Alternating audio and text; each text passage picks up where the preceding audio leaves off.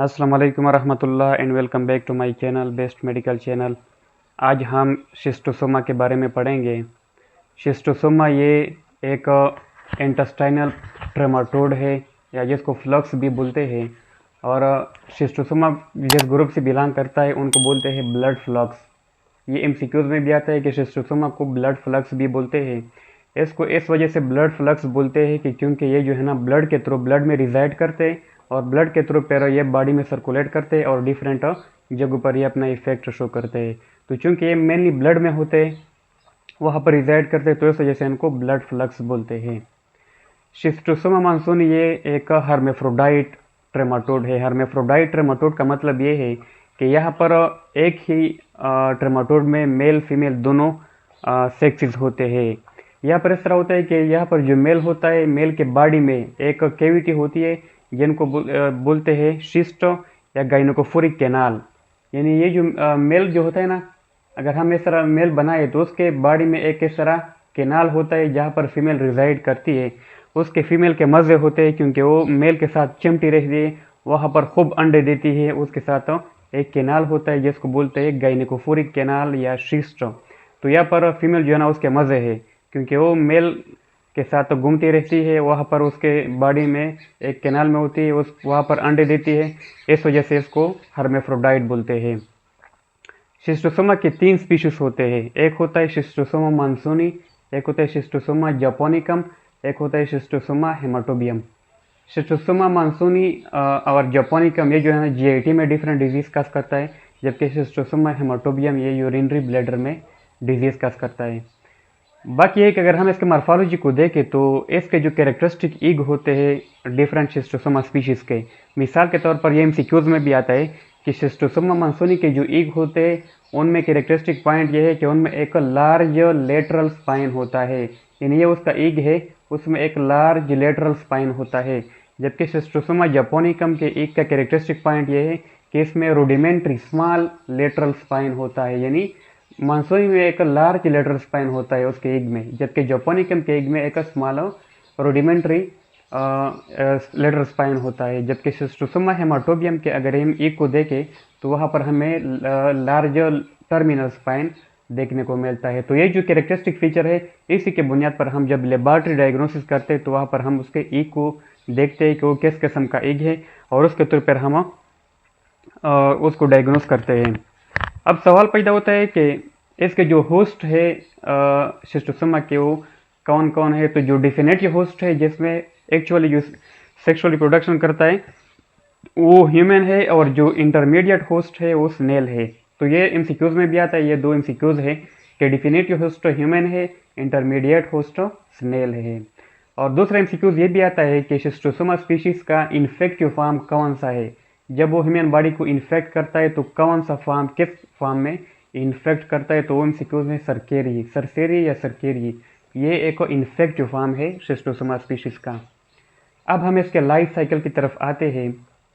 तो शिस्टोसोमा जो है ना सबसे पहले ये है कि ये फर्ज करें फ्रेश वाटर है और ये फ्रेश वाटर में जो स्नेल है वहाँ पर ये फ्रेश वाटर में स्नेल है।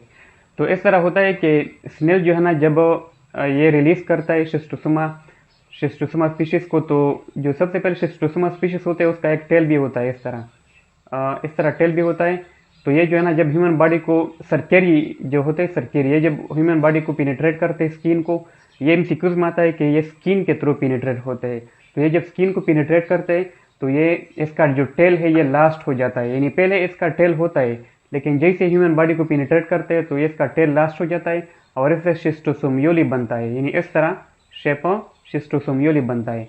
शिस्टोसोमियोली पेयर जो है ना ब्लड में जाता है, क्योंकि ये ब्लड फ्लॉक है तो ये ब्लड में जाता है और ब्लड के बाद ये जो है ना लीवर में जाता है और लीवर में ये जो है ना पेयर एडल्ट फॉर्म में कन्वर्ट हो जाता है, जो कि मैंने आप लोगों को शिस्टोसोमा मानसूनी, जापोनिकम और हेमाटोबियम बता दिए।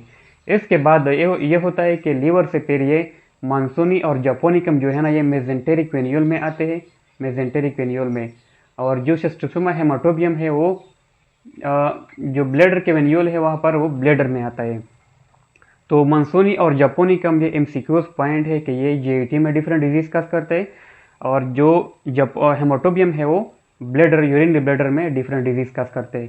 तो ये जो है ना, ये पैर जब यहाँ पर आते हैं तो ये डिजीज भी काज करते हैं और ये एक की सूरत में पैर यूरिन में और फीसिस में निकलते हैं। तो ये जब फीसिस में निकलते हैं तो पैर ये जिस फार्म में या फ्रेश वाटर में जब हम कोई फीसिस करता है, ये यूरिनेशन करता है, तो ये फ्रेश वाटर में आते हैं और फिर ये जो है ना मर्केडिया की फॉर्म में, मर्सेडिया या मर्केडिया, इस सूरत में स्नेल के बॉडी को पिनेट्रेट करते हैं।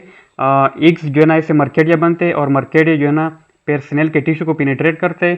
फिर स्नेल के बॉडी के अंदर स्पोरोसिस्ट बनता है और फिर स्पोरोसिस्ट जो है ना स्नेल सर्केरिया की सूरत में बाहर रिलीज करता है और सर्केरिया फिर दोबारा ह्यूमन बॉडी को इफेक्ट करता है। तो ये लाइफ साइकिल हो गया, जो कि डिफिनेटिव होस्ट ह्यूमन हो गया और इंटरमीडिएट होस्ट स्नेल हो गया। अब सवाल पैदा होता है कि ये कौन कौन से डिजीज काज करता है। तो यहाँ पर लीवर में ये जो है ना, जो डिजीज काज करता है उसको बोलते हैं शिस्टोसोमियासिस। शिस्टोसोमियासिस में क्या होता है, इसमें एक्यूट फॉर्म ऐसा होता है कि डिफरेंट कंडीशन, डिफरेंट सिम्टम आते हैं। मिसाल के तौर पर यहाँ पर जो है ना लीवर में हमारे पास ये फाइब्रोसिस, लीवर में ये डिफरेंट इन्फेक्शन काज करता है। इसके अलावा यहाँ पर जीआईटी में भी डिफरेंट इन्फेक्शन काज करता है, डायरिया काज होता है, इचिंग, यहाँ पर एक स्पेसिफिक टाइप ऑफ इच होता है जो कि एमसीक्यूज में आता है, उसको बोलते हैं स्विमर इच। यानी जो लोग स्विमिंग करते हैं फ्रेश वाटर में, तो अगर वहाँ पर ये स्नेल होते हैं तो अगर उन्होंने सर्केरिया रिलीज किए तो उसके बॉडी पर एक हाइपर सेंसिटिविटी रिएक्शन होता है जिसको स्विमर इच बोलते हैं या फिशरमैन इच है, जो कि मछलियों का शिकार करते हैं उन लोगों में भी ये इच होता है। तो ये भी एक एमसीक्यूज पॉइंट है। इसके अलावा ये अगर हम क्रॉनिक हालत में देखें तो क्रॉनिक स्टेट में ये जो है ना लीवर में ग्रेन्युलोमा बनाता है, वहाँ पर पोर्टल फाइब्रोसिस करता है, सीरोसिस करता है, उसके नतीजे में फिर पोर्टल हाइपरटेंशन काज होता है और पोर्टल हाइपरटेंशन की वजह से फिर हेपेटोमेगेली भी होती है और स्प्लीनोमेगेली भी आपको देखने को मिलती है। तो ये भी क्लिनिकल फाइंडिंग हो गया, हेपेटोस्प्लीनोमेगेली। इसके अलावा डर्माटाइटिस मैंने आप लोगों को बताया, डायरिया और क्रोनिक। और इसके अलावा जो हेमाटोबियम है, ये जब यूरिनरी ब्लैडर में आता है तो इसमें यहाँ पर फाइब्रोसिस भी काज करता है और यहाँ पर हद तक ये एमसीक्यूज पॉइंट भी है कि ये यूरिनरी ब्लैडर में कैंसर भी काज करता है, यूरिनरी ब्लैडर कैंसर। और एक दूसरा एमसीक्यूज पॉइंट ये है कि शिस्टोसोमा स्पीशीज में जो पेशेंट की डेथ काज होती है वो किस वजह से होती है, तो वो होती है due to rupture of oesophageal varices. कि यहाँ पर चूंकि पोर्टल हाइपरटेंशन बनाता है, उसके नतीजे में फिर पोर्टोसिस्टेमिक शंट बनते हैं, एनास्टोमोसिस बनती है, तो उसके नतीजे में फिर एसोफेजियल वेरिसिस बनते हैं। तो जब उसकी एक्संग्विनेशन होती है, जब वो रप्चर होते हैं, तो उसके नतीजे में ब्लीडिंग होती है और बंदा जो है ना उससे मर जाता है। तो ये भी एक एमसीक्यूज पॉइंट है। स्विमर इच मैंने आप लोगों को बताया, जो कि बुनियादी तौर पर एक प्रोराइटिक पप्यूल, स्किन के ऊपर खारिश होता है पप्यूल की सूरत में, ये एक हो गया। अब हम आते हैं इसके लेबॉरेटरी डायग्नोसिस की तरफ। तो जिस तरह मैंने स्टार्ट में आप लोगों को इसके एग्स के कैरेक्टरिस्टिक के बारे में बताया था कि मानसूनी के एग में लार्ज लेटरल स्पाइन, जापानिकम में रोडिमेंट्री लेटरल स्पाइन और हेमाटोबियम में टर्मिनल स्पाइन होता है, तो इसके थ्रू आप उसको पहचानते हैं। माइक्रोस्कोप, अंडर द माइक्रोस्कोप उसके एग को देखते हैं।